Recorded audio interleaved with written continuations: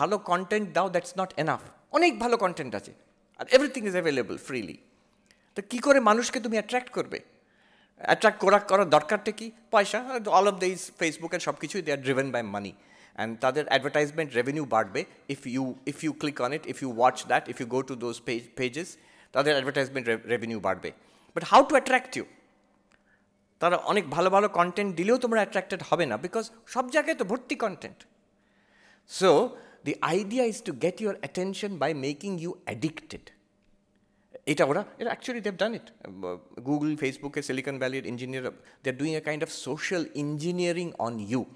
একটা কথা ওদের আছে যে if the product is free, then know that you are the product. মনে হচ্ছে সব কিছু আমি ফ্রিতে পেয়ে যাচ্ছি, তার মানে কি হচ্ছে? তোমাকে ওখানে বেচা হচ্ছে, আমাকে বেচা হচ্ছে, মানে আমার অ্যাটেনশনটা ওখানে বিক্রি হয়ে যাচ্ছে। ওই অ্যাটেনশনটাকে ওরা মানিটাইজ করছে। How is now the psychology, how are you being addicted? টেকনিকটা এই, ও বলছে লাস ভেগাস আমেরিকাতে যে গ্যাম্বলিং ইন্ডাস্ট্রি, ওখান থেকে ওরা শিখেছে মানুষকে কী করে অ্যাডিক্ট করে রাখা হবে ওই জুয়া খেলা, গ্যাম্বলিংয়ে। Make sure that they win once in a while. ও যারা ওই গ্যাম্বলিং মেশিনে খেলে তারা সবসময় হারে তা নয়, সবসময় জেতে তাও নয়। But the devilish part of it is, if you gamble there, মাঝে মাঝে জিতবে, কখন জিতবে জানা নেই, র্যান্ডম। সেই আশায় আরেকবার একটু খেলি, টাকা জলের মতন যাচ্ছে সেখানে, আরেকবার একটু খেলি, এবার যদি জিতে যাই, আরেকবার একটু খেলি, এবার যদি জিতে যাই।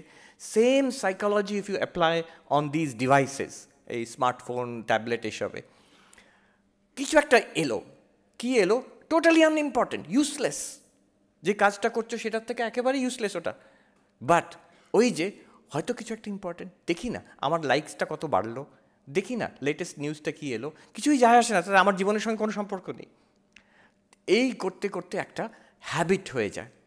ইউল notice how many times you check your phone, how many times you check your email, check your social media.